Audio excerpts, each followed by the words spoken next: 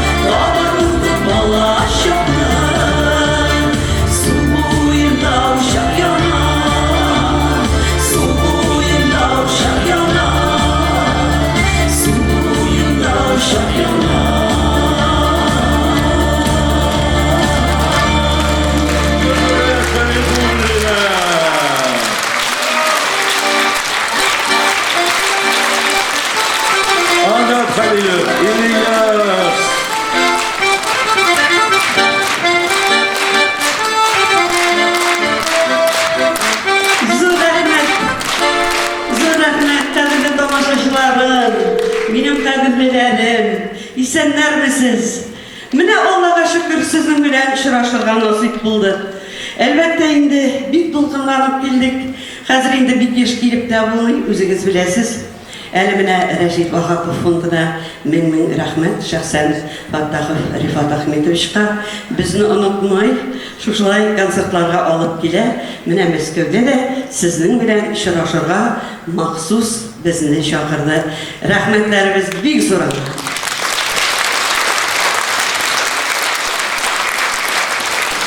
Ondan sonra indi mine başlap jilerege degen şunday birinçilerden bulup mümkünçülük verdiler.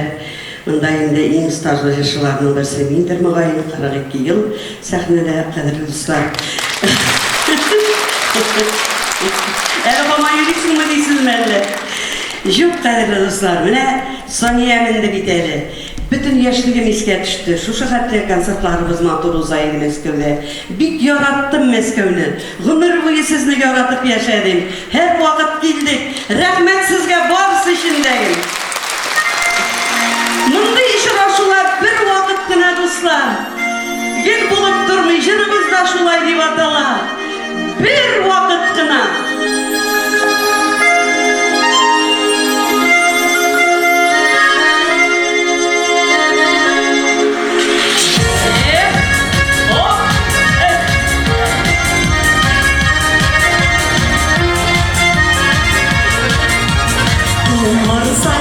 Şeşe bata bir vakıtına kışlardı yazlar koyda bir vakıtına Güneş şeşe bakkan şokur bir vakıtına Yaşlık vakıt, matur vakıt bir vakıtına Nasıl taşkın delik şaklar bir vakıtına Bir vakıtına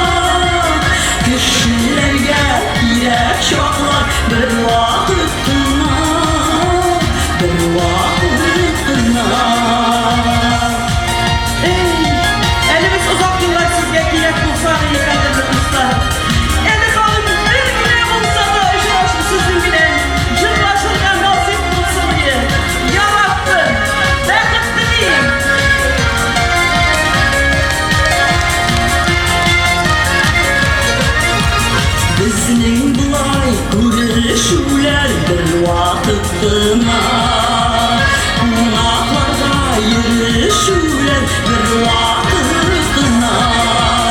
Ömürde bugün yaşayıp bir vakıtına. Matur yaşayıp bilip yaşayıp bir vakıtına. Yazmışlardan yazgan vakit bir vakıtına. Bir vakıtına. Ömürde bugün yaşayıp bir vakıtına. Matur yaşayıp bilip yaşayıp bir vakıtına. Yazmışlardan yazgan vakit bir vakıtına. Bir vakıtına. Bir vakıtına. Bir vakıtına. Tatar estradasında bugün en yaktı bu Balkı Canlar yıldızımız Zehra Şarifullina.